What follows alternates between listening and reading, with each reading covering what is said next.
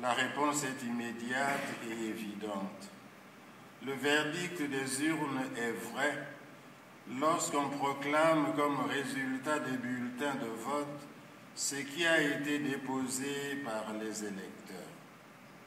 Sinon, il y a fausseté, fraude et manipulation. La fausseté et la fraude peuvent venir du nombre des électeurs ou de celui des bulletins. Elle provient des électeurs quand le nombre de ceux-ci est indûment gonflé ou réduit dans le serveur central au point qu'il ne corresponde nullement à celui des votants.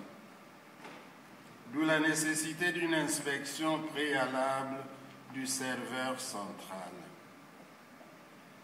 La fraude vient du fait des bulletins en cas de bourrage des urnes, de la disparition volontaire de certaines urnes ou encore de traitement frauduleux des bulletins dans des centres locaux ou centrales de compilation, si tant est que ces centres soient indispensables et nécessaires au processus.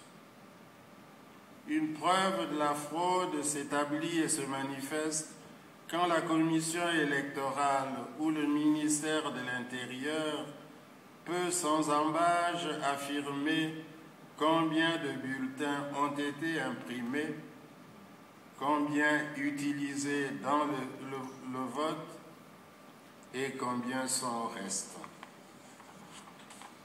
Lorsque les organisateurs du scrutin sont incapables de répondre à ces trois questions, alors la vérité des urnes est falsifiée et les résultats proclamés ne sont conformes ni à la vérité des urnes, ne sont conformes ni à la vérité ni à la justice, comme Madame l'a dit tout à l'heure. Alors la paix sociale est menacée car le peuple ne sera pas réconcilié.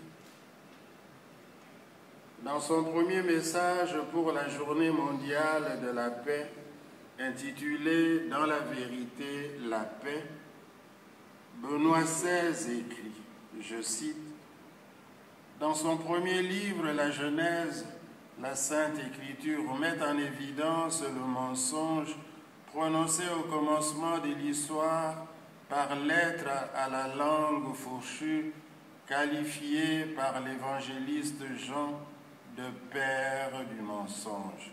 Jean 8, 44. Le mensonge est aussi un des péchés qu'évoque la Bible dans son dernier chapitre de son dernier livre, l'Apocalypse, pour parler de l'exclusion des menteurs hors de la Jérusalem céleste. Dehors, tous ceux qui aiment et pratiquent le mensonge. Fin de citation. Apocalypse 22, 15. Le pape continue. Au mensonge est lié le drame du péché avec ses conséquences perverses qui ont causé et qui continuent à causer des effets dévastateurs dans la vie des individus et des nations. Il suffit de penser au siècle dernier, quand des systèmes idéologiques et politiques aberrants ont mystifié la vérité de façon programmée.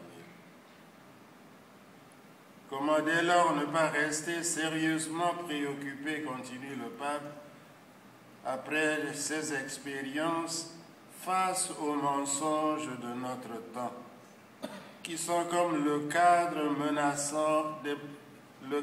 de menaçants scénarios de mort dans de nombreuses régions du monde.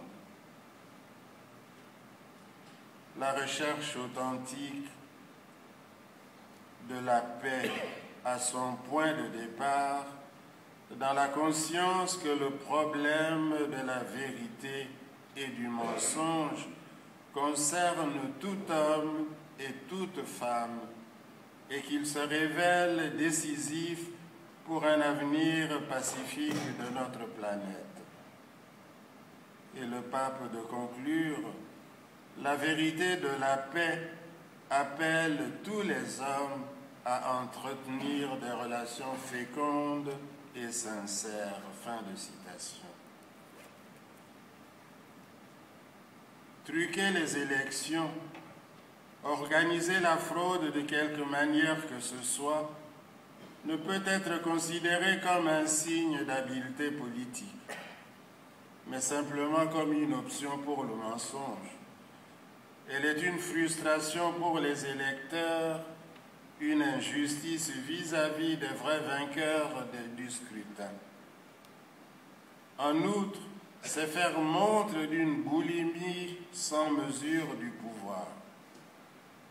C'est un manque d'honnêteté intellectuelle et morale. C'est un péché contre le Saint-Esprit. Celui qui conquiert le pouvoir de cette manière s'apprête en conséquence à en abuser, lui et ceux qui l'aident dans cette machination. Il fait en réalité un coup d'État.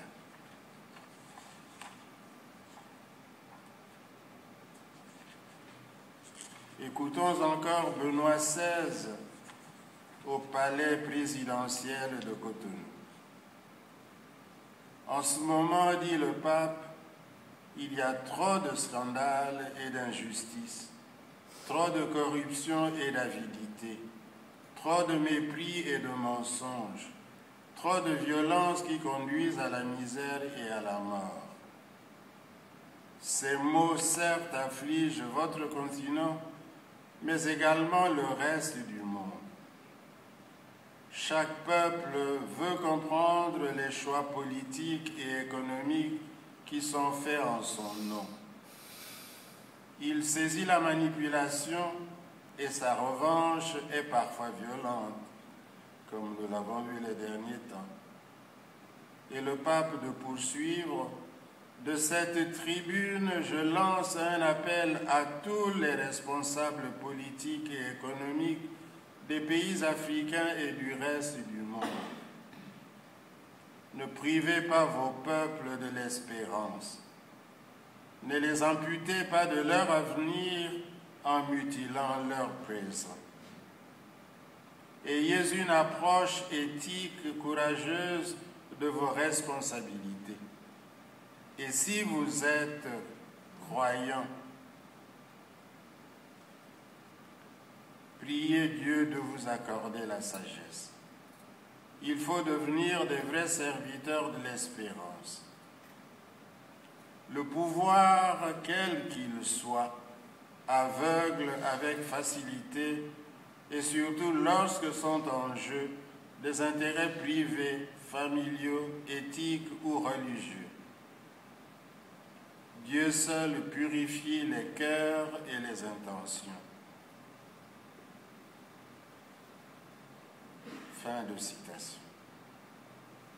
Respecter la vérité des urnes, refuser de tricher aux élections, c'est faire preuve d'un sens élevé de l'État et de la gouvernance.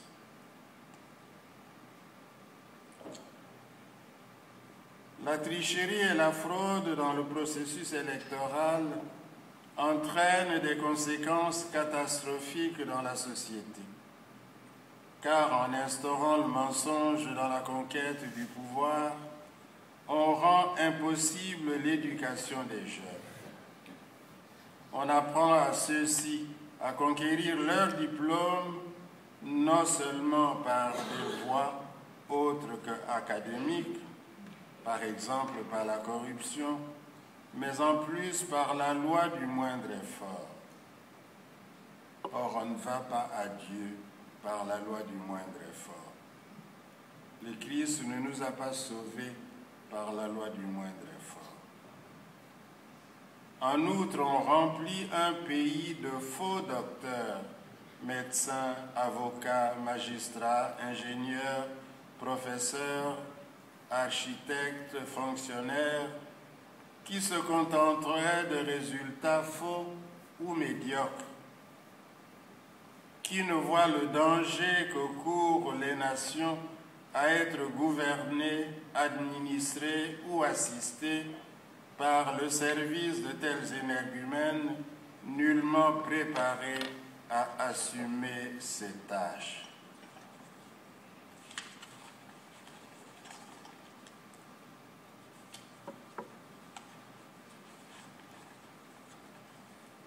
Nous rentrons en allemand.